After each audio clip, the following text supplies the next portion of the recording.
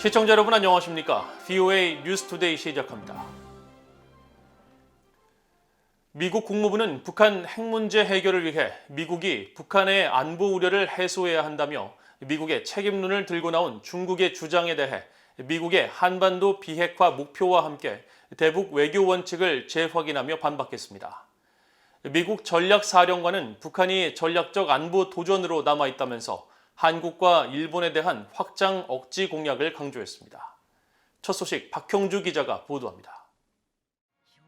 미국 국무부는 북한 핵 문제 해결을 위해 미국이 북한의 안보 우려를 해소해야 한다면서 중국이 사실상 미국 책임론을 제기하자 바이든 행정부의 대북 원칙을 재확인하며 이를 반박했습니다.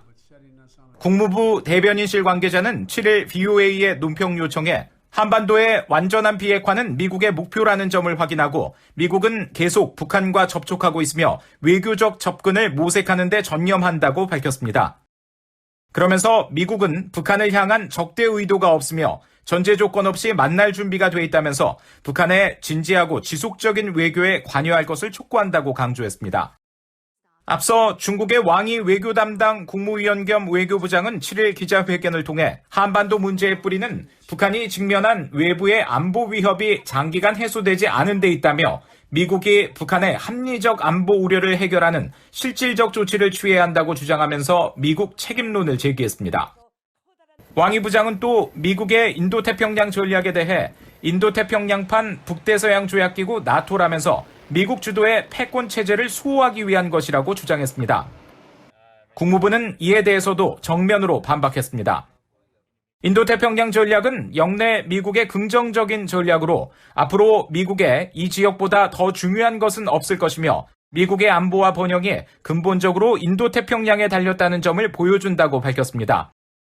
또 영내에서 미국의 역할을 강화하고 21세기 도전에 맞서면서 기회를 붙잡기 위한 집단적 역량 구축을 모색하는 것이 핵심 요소라며 인도태평양 전략은 미국의 대중국 전략이 아니라고 강조했습니다.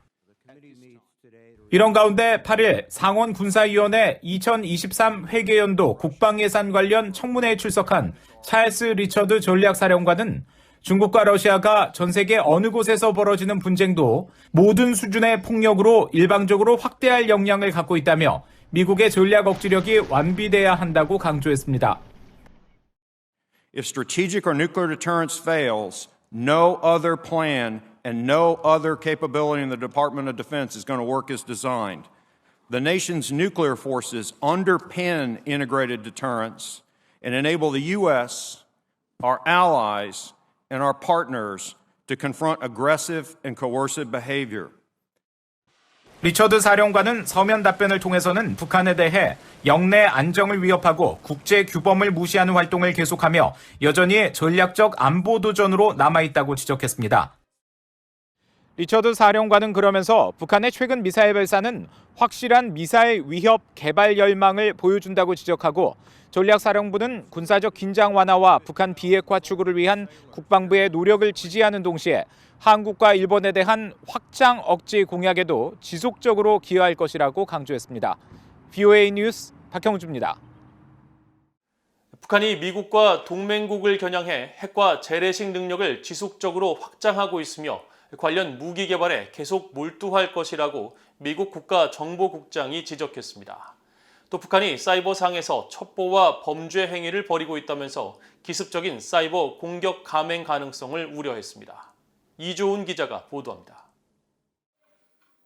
미국 하원 정보위원회 연례 위협평가 청문회에 출석한 에브릴 헤인즈 미국 국가정보국장은 북한을 미국과 동맹국들의 주요 위협으로 지목했습니다.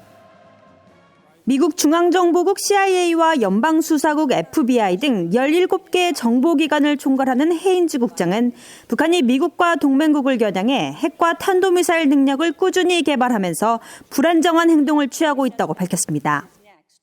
Meanwhile, Kim Jong-un continues to steadily expand and enhance Pyongyang's nuclear and conventional capabilities, targeting the United States and its allies, periodically using aggressive and potentially destabilizing actions to reshape the regional security environment in his favor and to reinforce his status as a de facto nuclear power. 청문회에 앞선 7일 미국 국가정보국장실은 정보당국의 분석과 견해를 종합한 2022 연례 위협평가 보고서를 발표하고 북한의 위협을 평가했습니다. 정보당국은 이번 보고서에서 북한이 영내와 세계에서 파괴적인 행위자가 될 것이며 동시에 대량 살상 무기 능력을 확장해 나갈 것이라고 지적하고 특히 대륙간 탄도미사일 ICBM과 중장거리 탄도미사일 IRBM, 잠수함 발사 탄도미사일 SMBM을 지속적으로 개발하는 건 핵 운반 능력을 강화하려는 의도를 보여주는 것이라고 분석했습니다. 그러면서 김정은 위원장은 전쟁 억지력을 강화하고 기술력을 입증하기 위해 향후 지속적으로 단거리 탄도미사일과 순항미사일, 극초음속 미사일 등 여러 미사일 시험을 실시할 것으로 전망했습니다. 보고서는 또 핵 프로그램 개발과 관련해 북한이 플루토늄 프로그램을 유지하고 있으며 우라늄 농축 프로그램을 확대하고 핵 분열 물질 생산을 계속하고 있을 것으로 추정했습니다.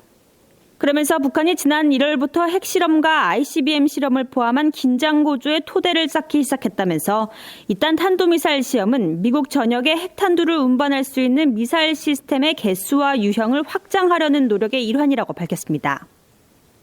보고서는 또 북한의 사이버 전략은 정교하고 민첩한 첩보 활동과 사이버 범죄 등의 위협을 내포하고 있다고 지적했습니다.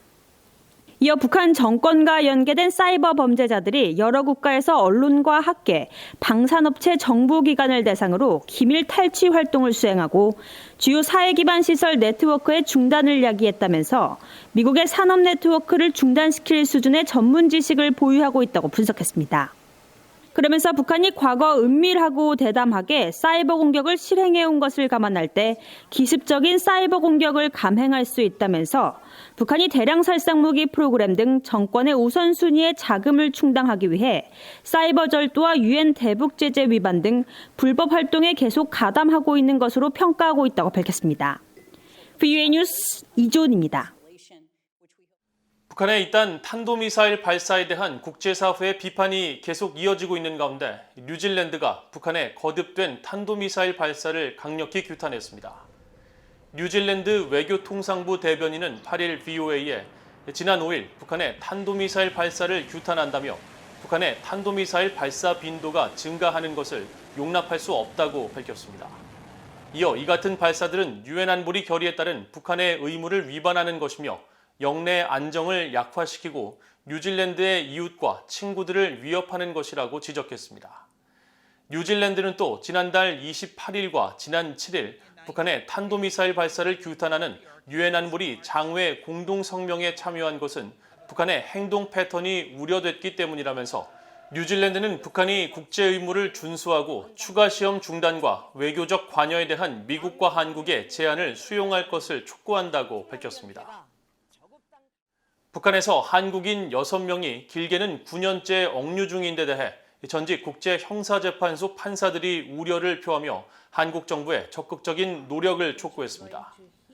르완다 국제형사재판소장을 지낸 나비 필레이 전 유엔 인권 최고대표는 지난 4일 워싱턴에서 열린 북한 인권청문회 이후 VOA와의 인터뷰를 통해 한국 정부가 협상을 통해 그들을 석방시키는 노력을 더 많이 기울이지 않은 데 대해 극도로 실망스럽다고 비판하고 한국 정부는 자국민의 석방을 확보하는 데 모든 노력을 기울이고 그 노력을 늦추지 않을 의무가 있다고 밝혔습니다.